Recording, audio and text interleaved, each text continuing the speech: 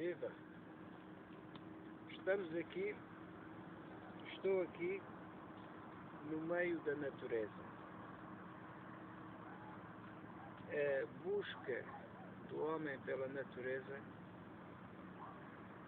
foi sempre uma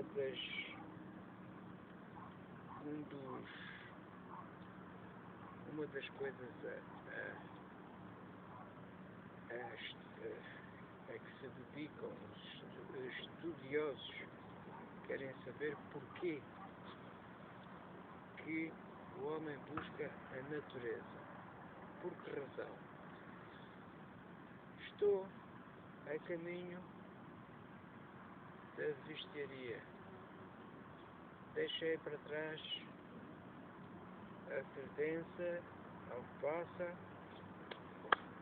e 2 clipes de vídeo que eu fiz antes.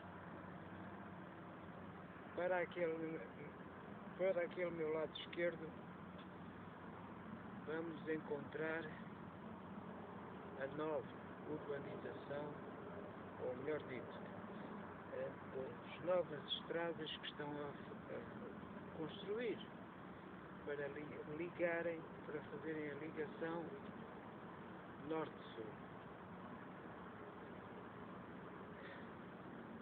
E a vestiaria o que é? É uma terra, igual a uma outra qualquer. A freguesa, onde eu passei, fiz um clipe de vídeo, é também ela uma terra, igual à terra dos vossos avós, dos vossos primos e dos vossos netos, um dia também, que um dia também hão de ter terra. Calma.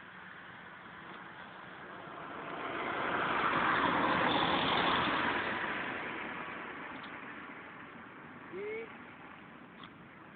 lá vai um casal de pombinhos, vão para cima à procura de qualquer coisa. Sabemos nós bem o que é. Nós estamos aqui, eu estou aqui, posso-vos indicar que as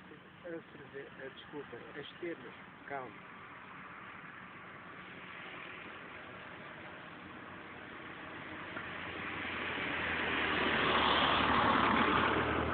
As termas da Piedade ficam precisamente para ali, aqui para baixo. É só descer e faltar o sol e temos as termas da Piedade. Estão lá embaixo. No verão são muito úteis porque o sol queima e ali não bate com tanta intensidade. Bom, vamos continuar a nossa caminhada. Até já. Obrigado.